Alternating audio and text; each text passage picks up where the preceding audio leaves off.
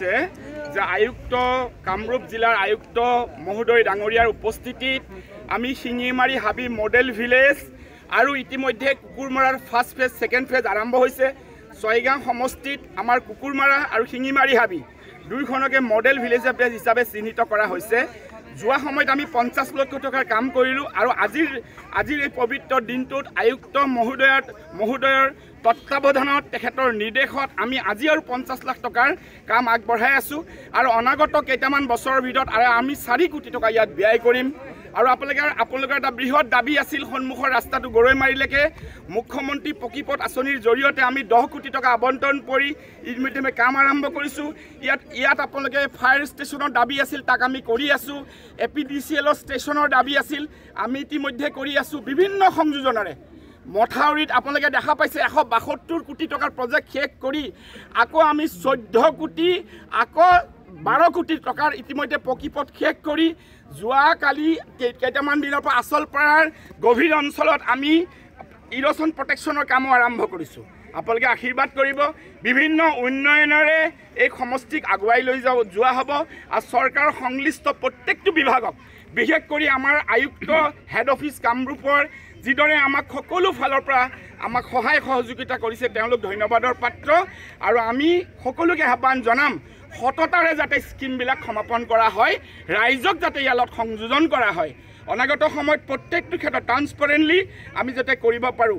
কস্তুৰবা বালিকা বিদ্যালয়ত আয়ুক্ত মহোদয়ৰ তত্ত্বাৱধানত এটা অনুষ্ঠান আছে, ছাত্ৰ ছাত্ৰীসকলক লৈ আমি তালৈ যাব লাগিব। এটা অনুষ্ঠান কৰি আমি তালৈ যাম।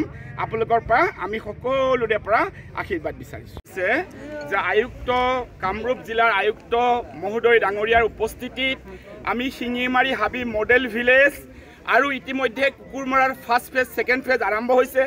ছয়গাঁও সমষ্টিত আমাৰ কুকুৰমাৰা আৰু শিঙিমাৰী হাবি দুইখনকে মডেল ভিলেজ হিচাপে চিহ্নিত কৰা হৈছে। যোৱা সময়ত আমি 50 লক্ষ টকাৰ কাম কৰিলোঁ আৰু আজিৰ এই পবিত্ৰ দিনটোত আয়ুক্ত মহোদয়ৰ তত্ত্বাৱধানত তেখেতৰ নিৰ্দেশত আমি আজি আৰু 50 লাখ টকাৰ কাম আগবঢ়াই আছোঁ আৰু অনাগত কেইটামান বছৰৰ ভিতৰত আমি 4 কোটি টকা ইয়াত ব্যয় কৰিম। আৰু আপোনালোকৰ এটা বৃহৎ দাবী আছিল সন্মুখৰ ৰাস্তাটো গৰৈমাৰীলৈকে মুখ্যমন্ত্ৰী পকীপথ আঁচনিৰ জৰিয়তে আমি 10 কোটি টকা আবণ্টন কৰি ইতিমধ্যে কাম আৰম্ভ কৰিছোঁ। ইয়াত আপোনালোকে ফায়াৰ ষ্টেচনৰ দাবী আছিল, তাক আমি কৰি আছোঁ। APDCLৰ ষ্টেচনৰ দাবী আছিল, আমি ইতিমধ্যে কৰি আছোঁ। বিভিন্ন সংযোজনেৰে মথাউৰিত আপোনালোকে দেখা পাইছে 172 কোটি টকাৰ প্ৰজেক্ট শেষ কৰি আকৌ আমি 14 কোটি আকৌ 12 কোটি টকাৰ ইতিমধ্যে পকীপথ শেষ কৰি যোৱাকালি কেইটামান দিনৰ পৰা আচলপাৰাৰ গভীৰ অঞ্চলত আমি ইৰ'শ্যন প্ৰটেকশ্যনৰ কামো আৰম্ভ কৰিছোঁ। আপোনালোকে আশীৰ্বাদ কৰিব। বিভিন্ন উন্নয়নেৰে এই সমষ্টিক আগুৱাই লৈ যোৱা হ'ব আৰু চৰকাৰৰ সংশ্লিষ্ট প্ৰত্যেকটো বিভাগক, বিশেষ কৰি আমাৰ আয়ুক্ত হেড অফিচ কামৰূপৰ যিদৰে আমাক সকলো ফালৰ পৰা আমাক সহায় সহযোগিতা কৰিছে, তেওঁলোক ধন্যবাদৰ পাত্ৰ। আৰু আমি সকলোকে আহ্বান জনাম, সততাৰে যাতে স্কিমবিলাক সমাপন কৰা হয়, ৰাইজক যাতে ইয়াৰ লগত সংযোজন কৰা হয়। অনাগত সময়ত প্ৰত্যেকটো ক্ষেত্ৰত ট্ৰান্সপাৰেণ্টলি আমি যাতে কৰিব পাৰোঁ।